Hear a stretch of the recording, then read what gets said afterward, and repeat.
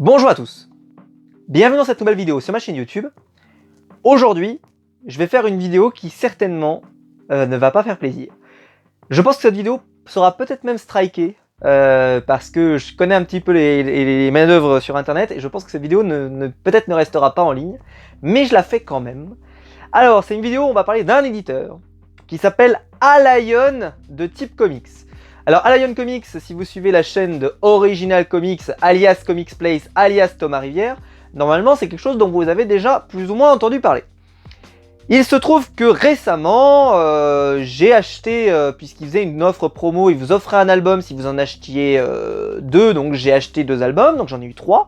J'avais également déjà 3 albums, donc ça fait 6 albums. Je me suis dit, et si on faisait une vidéo sur Alion Comics? Et vous allez voir, alors là, on va se régaler.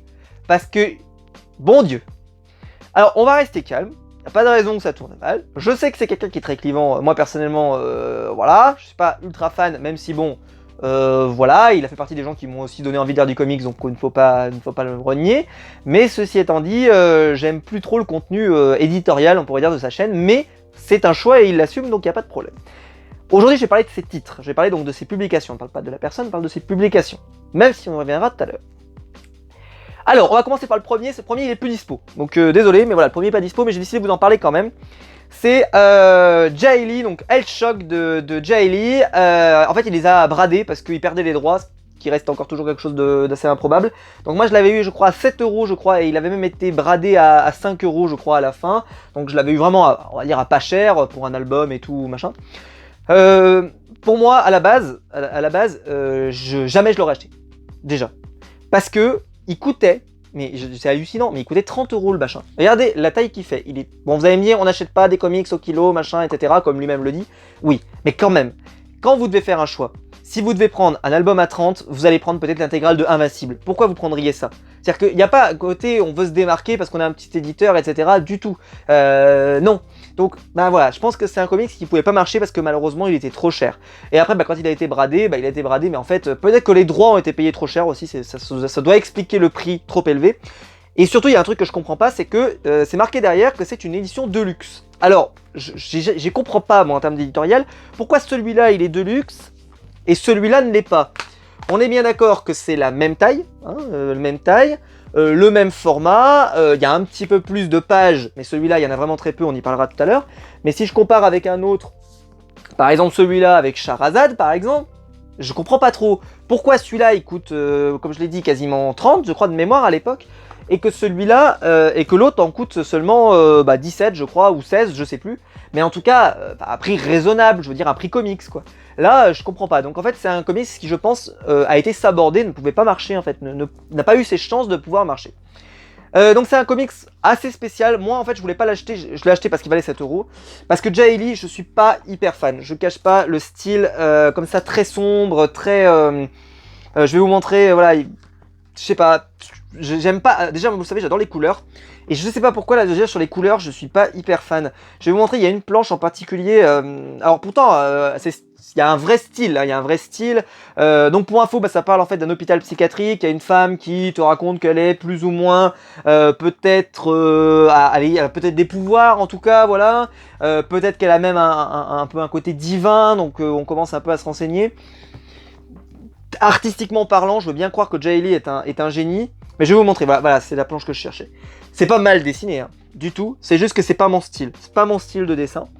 Ceci dit, par contre, au scénario, c'est plutôt sympa. Ça se lit plutôt bien. Il y a quand même pas mal de dialogues, donc honnêtement, vous allez y rester un bon petit moment. C'est plutôt cool. C'est un bon récit. Comme j'ai dit, il n'a pas eu les chances de marcher, donc de toute façon, il ne pouvait pas marcher. Mais c'était plutôt un bon récit. Je pense qu'à 17 €, je pense qu'il aurait pu trouver son public et être un bon petit succès. Sans être... voilà, parce que forcément, comme je vous dis, le dessin est quand même un frein, je trouve. D'ailleurs, il y avait une couverture collector, elle était pas belle du tout, parce que justement, elle représentait vraiment le style du dessin. Là, j'ai envie de dire que la couverture lui rend plutôt un bel hommage, parce que la couverture est plus jolie presque que ce qu'il y a dedans, je trouve.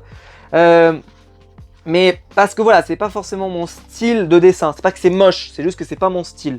En tout cas, disons que la couverture est plus mainstream. Voilà, c'est le mot que je dirais. Donc déjà, le choix de la couverture en plus était bon. Donc si on parle d'éditorial, c'était pas mal. Voilà, c'était pas un grand comics, de toute façon il en existe plus puisqu'il a détruit les exemplaires qui ne sont pas partis je crois, donc ou alors ils sont tous partis, j'en sais rien. Mais voilà, c'était pas mal, donc ça commençait pas trop mal l'expérience à Lion de type comics. Et je vais vous montrer un truc surtout, alors là attention les yeux, vous allez halluciner. Alors, j'avance un petit peu, voilà, vous avez quelques pages, nanana, voilà, le numéro avance, voilà, c'est plutôt sympa, c'est bien dessiné et tout, enfin, c'est plutôt cool, enfin, c'est bien dessiné, c'est pas mon style, mais voilà, et je vais pas pouvoir vous le montrer sur cet album, bon, peu importe, faites-moi confiance, bon, cet album est chapitré. On passe au deuxième, Cyber de type Spectre, qui m'a été donc offert. Je n'aime pas du tout le dessin. C'est Ale Garza qui dessine. Et pourtant Ale Garza, j'ai une planche originale de lui, mais je vous la montrerai peut-être un jour, si ça vous intéresse. Mais là, je suis pas hyper fan. Déjà parce qu'en fait, je trouve que c'est vraiment un côté très cartoon. Et je sais pas pourquoi il est parti dans ce style-là, alors je sais que c'est son style et tout. Ça me fait penser à une série, vous savez, c'était, alors vous devez pas connaître, c'était une série de dessins animés avec des policiers qui étaient en mode rocker, jazz, machin là. Enfin pas rocker mais plutôt jazz, plutôt, non pas jazz. Disco, pardon, disco. Voilà, c'était disco, ils avaient un style un peu à la disco justement. Bon, c'était sympathique mais sans plus. Mais moi je regardais ça parce qu'à l'époque il y avait Martin Mystère juste après, donc j'attendais Martin Mystère et ensuite Yu-Gi-Oh! Et bon, il a raison sur un point, c'est que par contre derrière, donc ça vous dit, il y a un petit côté Ghost in the Shell, si vous aimez ce genre de truc, ça peut vous plaire. Par contre, j'ai un problème, c'est que éditorialement, là, ici, vous avez les noms des auteurs. Sur celui-là, vous avez le nom des auteurs. Sur les prochains, il n'y aura pas. On sait pas pourquoi. D'un coup, là, il y avait les noms des auteurs, puis après, ils y sont plus. Et puis, Cyberspecs, c'était censé être un tome 1. Donc, il devrait y avoir un 1 ici. Parce que les autres, ils ont un 1, ceux qui doivent avoir une suite. Mais là, il n'y a pas de 1. Donc, est-ce que ça voulait dire que de base, il n'avait pas prévu de faire la suite et qu'en fait, il a sorti le tome 1 et que jamais il avait prévu de faire la suite? Je pense que je cherche des choses compliquées. Déception aussi. Alors, par contre, le papier, il est incroyable. Vraiment, il est d'une épaisseur. Mais je pense que ça a dû lui coûter une blinde en papier. Le papier, c'est le truc, mais vous pouvez pas voir à travers, hein, c'est pas possible. Hein. Le truc, il est tellement épais, c'est un truc de malade. Mais le truc, c'est que la BD, elle s'arrête. Déjà, vous avez vu qu'elle était plus court que le Hellshock. Et ben la BD, elle s'arrête ici. Elle s'arrête là. Elle s'arrête là. Donc, ce qui fait que tout ça, c'est des couvertures, des bonus, etc. Ce qui fait qu'en vrai, il n'y a pas beaucoup de numéros. Et donc vous restez un peu sur votre faim. C'est pas que c'est pas bon, c'est juste que vous restez sur votre faim. Et je comprends un peu mieux maintenant pourquoi il y a plein de gens qui disaient est-ce qu'on aura le tome 2 un jour? Mais je comprends parce qu'en fait t'as l'impression que c'est un début. Alors il y a déjà un peu une histoire qui se déroule et tout. Donc comme je l'ai dit, voilà, c'est dans un monde futuriste. Vous avez en fait une société dans laquelle normalement il n'y a pas trop de crimes, etc. Et en fait il va se produire quelque chose. Et en fait qui n'est pas classique, donc ils vont essayer de chercher, ils vont essayer de comprendre un peu ce qui se passe, elle va, donc parce que c'est l'héroïne principale, elle va essayer de comprendre, elle va essayer d'enquêter, elle va essayer de faire en fait ce qu'on fait pas à cette époque-là, parce qu'on est un peu dans le monde automatique, donc on n'est plus dans un monde dans lequel on a besoin de la justice, etc. Enfin en tout cas de justiciers, de policiers, etc. Donc c'est plutôt correct. Mais clairement, c'est pas le comics de l'année, c'est-à-dire que je l'ai lu, je l'ai oublié, voilà, je suis content de pas l'avoir payé parce qu'honnêtement, c'était pas fou. Et à mon avis, vous aurez pas la suite parce que vu qu'il a bradé les exemplaires, on n'aura jamais la suite de toute façon. Parce que je pense qu'il avait dit oui, on fera tout le temps la suite, etc. Honnêtement, vous faites la suite sur un comics dans lequel vous avez tout donné, enfin vous avez donné une grande partie des exemplaires gratuitement. Je pense qu'il sortira pas la suite, ça le sortira pas, faut être réaliste, enfin, peut-être qu'il les sortira, hein, mais s'il les sort, je pense que ça sera complètement à perte, parce que, déjà, il y a ceux qui n'ont pas aimé le tome 1, qui n'achèteront pas le tome 2, comme moi, par exemple, vu que je l'ai eu gratuitement, je vais pas acheter le tome 2, je vous rassure, donc voilà, je pense que vous aurez pas la suite, mais bon, c'est comme ça, de toute façon, ils sont pas responsables que eux, hein, les éditeurs, quand ça marche pas, Urban, ils ont sorti le tome 1 de Supergirl, ça marche pas, ils sortent pas le tome 2, etc. Même si récemment, ils ont annoncé le tome 3 de Batman Beyond, qui était extrêmement attendu depuis très longtemps, donc maintenant on croise les doigts pour voir le Superman de John Byrne. Bref, ça c'était la première époque, on va dire, de Thomas Rivière, quand il a commencé à publier des trucs et tout. Et là, allez, on sort les ballons et on publie plein de trucs. Alors on publie, je vais essayer de les faire dans l'ordre à peu près, je sais plus trop comment c'est sorti, mais peu importe. Le truc, le premier c'est Shahrazad. Alors Shahrazad, vous avez en fait 150 exemplaires de chaque couverture. J'ai eu celle-là, donc celle-ci je l'ai commandée avec celui-là, donc comme ça, en fait le comics m'est revenu à 10 €. J'ai bien aimé. Alors j'ai bien aimé parce qu'en fait, il faut reconnaître, c'est hyper bien dessiné. Ah ça, c'est un voyage dans les contes de Mille et Une Nuits, mais pas vraiment. Parce qu'il n'y a pas que les contes de Mille et Une Nuits, parce que je crois pas que dans les contes de Mille et Une Nuits, il y a des sirènes, il y a des combats de gladiateurs dans les arènes, je crois pas trop que ce soit l'ambiance. Mais en fait, ça se lit super bien. J'ai bien aimé. En fait, c'est un voyage. Il faut rentrer dedans, mais c'est un voyage. Vous en avez pour votre argent, parce que le volume, il est quand même conséquent. C'est très beau. C'est très très beau. Les couvertures, elles sont toutes présentes à la fin. Je vais vous montrer, hop. Elles sont toutes présentes à la fin, et donc, bah, ça c'est quand même un bon plus. Ce que je vous ai dit sur le papier, sur le tome précédent de Cyber Spectre, et bah, ça se retrouve ici. Le papier, il est ultra épais, donc c'est un vrai plaisir de lecture. Alors, le scénario est pas incroyable, hein, voilà, mais en fait, on voyage d'époque en époque, et vous le savez, moi j'adore l'histoire, donc en plus, moi ça me... Bon, par contre, c'est pas historique comme truc, hein, c'est... Voilà, hein, quand on voit ce style de truc, non, hein, ça peut pas arriver, ce genre de choses, normalement, dans une arène. Mais, bah, c'est plutôt sympa. Et en fait, bah, je pense que c'est un comics qui, bah, je vous le conseille. Voilà, je ne vais pas vous conseiller tous les comics de cette sélection, je vous le dis tout de suite. Déjà, les deux premiers, pour moi, je sais pas forcément à conseiller. Mais celui-là, je vous le conseille. Celui-là, je vous le conseille parce qu'il est pas mal. Maintenant, Thomas de Type Rivière. Alors, j'aimerais comprendre pourquoi. Alors là, au début, on a une couverture. Pourquoi c'est pas chapitré, Monsieur Rivière?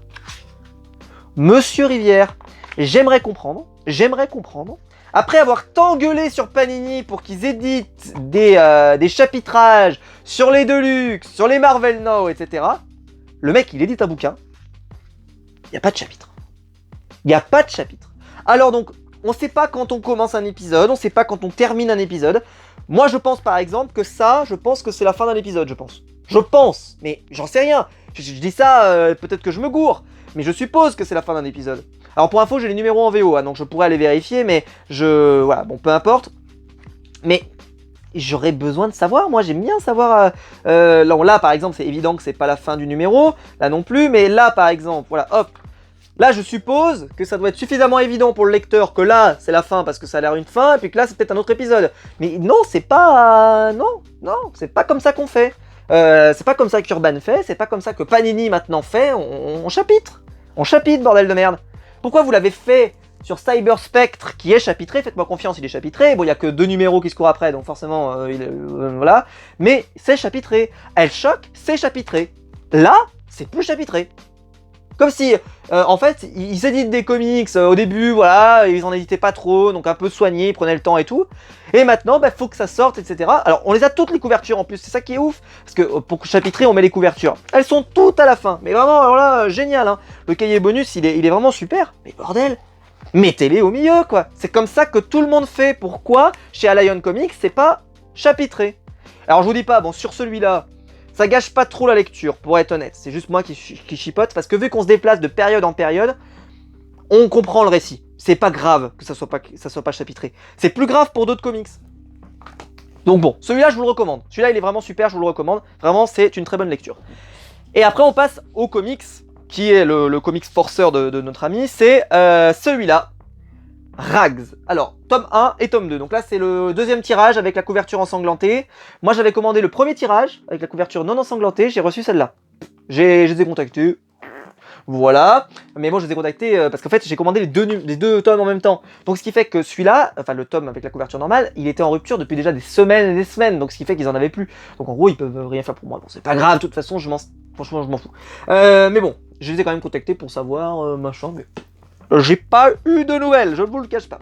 Alors, donc ça c'est le deuxième tirage, et ça c'était le premier tirage du tome 2, avec la couverture collector, 250 exemplaires. Alors, Rags, déjà il y a un truc que j'aime pas du tout. Depuis quand un éditeur se cite lui-même embarqué dans Rags, la meilleure série zombie depuis Walking Dead. Qui dit ça? C'est Thomas Rivière de Comics Place. Non mais franchement, faites pas ça. Non mais faites pas ça quoi. Faites pas ça. Ne vous citez pas vous-même pour dire que c'est la meilleure BD de tous les temps. Ne le faites pas. Ne le faites pas. Prenez n'importe quel autre blog, même un blog américain que personne connaît, qui a dit que c'était bien, on s'en fout. Mais vous citez pas vous-même. Ben, bien sûr que vous allez dire que c'est super. Vous allez pas dire que c'est de l'ado. Vous imaginez, oh non, ce comics-là, vraiment, c'est un comics pourri, machin et tout. Ah non. Mais honnêtement, je comprends pas. Ne citez pas vous-même. Jamais. Jamais. Parce que ça sert à quoi en plus? C'est-à-dire que tu te cites toi-même Thomas Rivière en disant oui Thomas, moi je dis que c'est la meilleure série de zombies depuis Walking Dead. Je suis le seul à le dire, mais par contre, je le dis. Bon, de toute façon, il n'y a pas énormément de concurrence sur les séries de zombies, etc.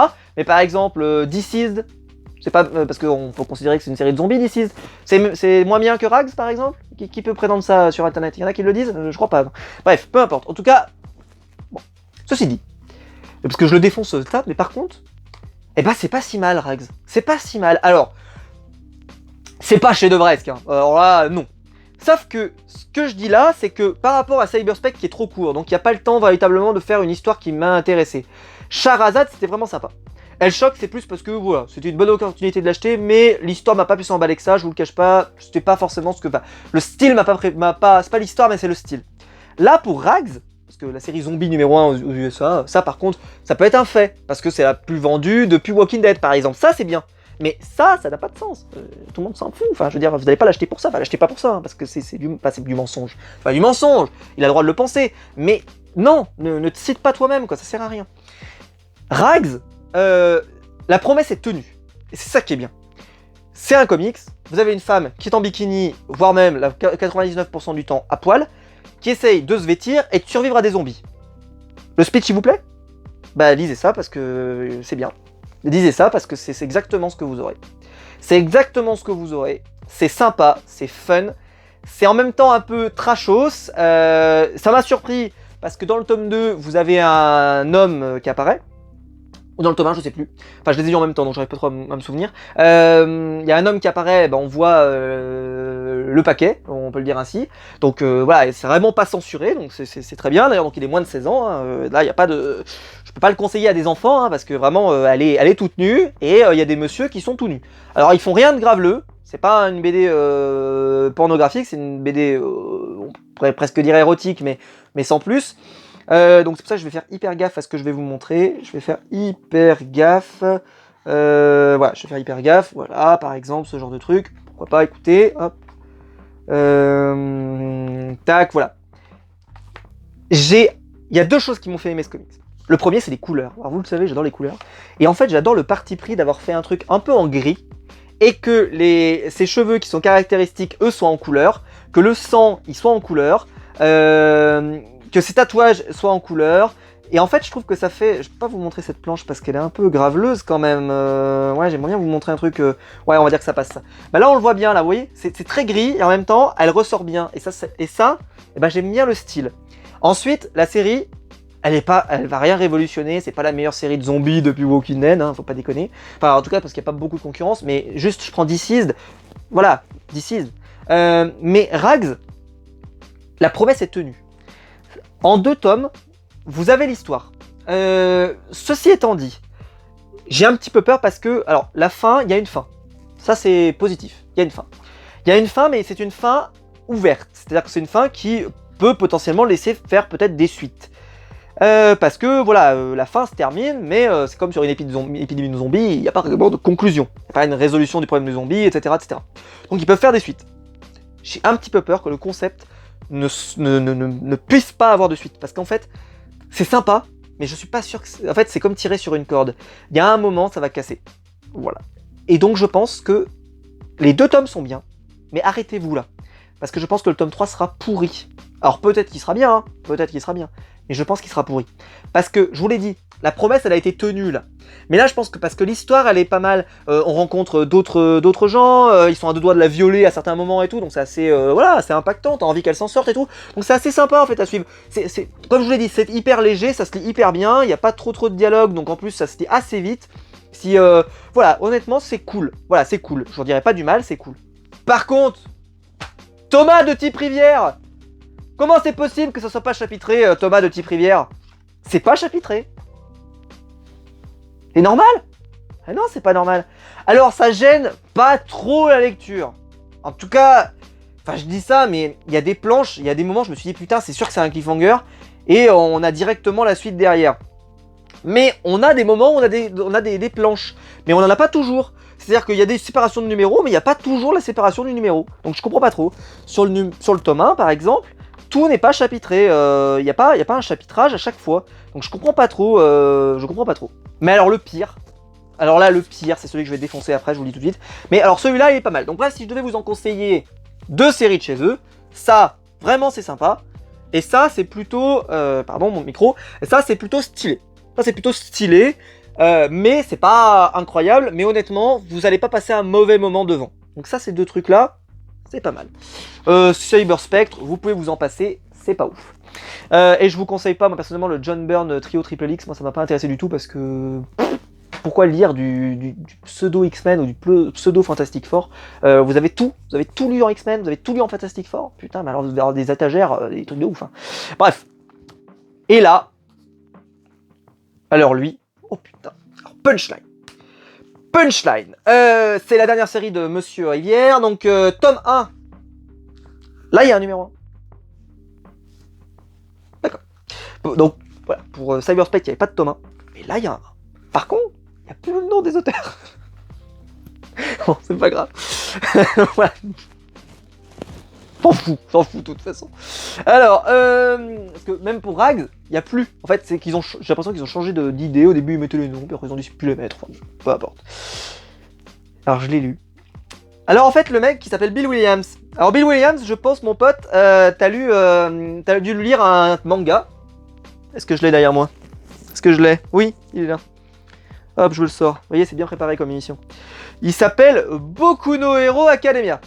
Bon bah si vous voulez lire un truc, lisez Boku no Hero Academia, alias My Hero Academia, alias un de mes mangas préférés du moment. Parce que en fait, ça commence exactement pareil. C'est-à-dire que ça commence, il y a une jeune fille, elle tombe sur un mec, enfin sur une fille. Il est en train de décéder. Oh bah dis donc, et il va lui donner ses pouvoirs. Oh bah dis donc, bah, ça fait penser un peu à My Hero Academia, on va pas se mentir. Et sauf que, oh là là, l'héroïne elle est pas du tout attachante, mais alors pas du tout. Les dialogues, c'est ni fait ni à faire.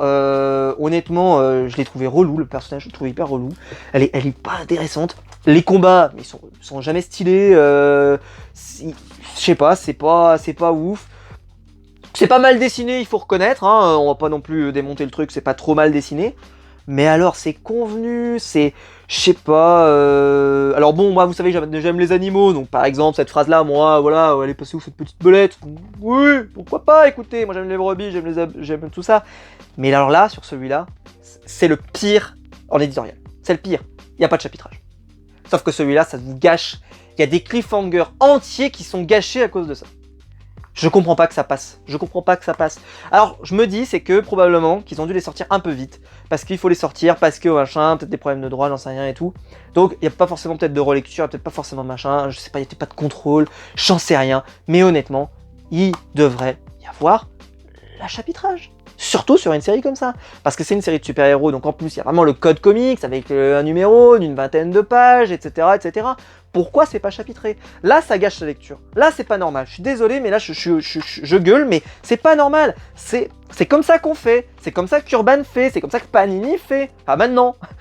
C'est comme ça que tout le monde fait. Pourquoi chez Allion Comics, on estime que non, ça va, ils sont capables de comprendre tout seuls? Bah non, je suis désolé, non. Non, non, non. On chapitre ces bouquins. Alors, il y a quand même des choses qui sont relativement sympas. Vous voyez, il y a un peu de sang, donc c'est plutôt cool. C'est pas une catastrophe non plus. Mais par contre, là où My Hero Academia a réussi à faire un truc vraiment sympa avec All Might, avec Midoriya, enfin, ils ont créé un univers hyper intéressant avec des personnages attachants. Et puis voilà, même si Midoriya, au début, j'étais pas hyper fan, mais puis même, enfin, c'est le héros de shonen comme on l'aime. Ça, c'est le style manga.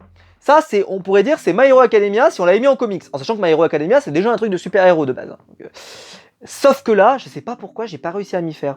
Parce que j'ai l'impression que l'héroïne déjà, elle est, comme je l'ai dit, elle est très fade. C'est pas une héroïne intéressante, elle a peu de background parce qu'au final, voilà, elle tombe sur la personne, elle récupère ses pouvoirs, l'autre lui dit un petit peu à la Ben Parker, attention, un grand pouvoir implique de grandes responsabilités. Bon, c'est un peu cliché, c'est un peu clicheton pour ceux qui lisent du super-héros assez régulièrement, vous n'avez rien à apprendre de plus. Ceci dit, c'est un comics de super-héros avec une femme. Ce qui, voilà, c'est plutôt sympa parce que c'est vrai que c'est pas forcément ce qui est beaucoup édité en France, mais je pense que ce comics ne va pas marcher en France. Il y a deux raisons. C'est déjà que c'est une super-héroïne, et on le sait, les super-héroïnes marchent un peu moins bien. Je prends un témoin chez iComics, ils ont essayé des comics des fois avec des héroïnes fortes, et ça n'a pas forcément pris. Parce que, bah voilà, alors que par contre, dès qu'ils misent sur un héros masculin fort, bah tout de suite ça marche, comme avec This Savage Shores ou des choses comme ça. Bah voilà, tout de suite ça marche mieux. Ils y sont pour rien, les pauvres, ils y sont pour rien, et même lui il commence à dire bah voilà, est-ce que c'est ça le problème, je sais pas, mais en tout cas ça marche un peu moins bien. Donc je pense qu'effectivement ça va peut-être un peu moins bien marcher. En plus, bon, je pense que clairement le comics de super-héros, vu que ce comics a rien d'extraordinaire, rien d'original, parce que, comme je l'ai dit, si vous voulez un truc qui ressemble un peu, lisez My Hero Academia, c'est mieux. Bah en fait il révolutionne rien, et il apporte rien ce comics. Quand j'entends souvent parler, oui, le comics de super-héros comme Invincible par exemple.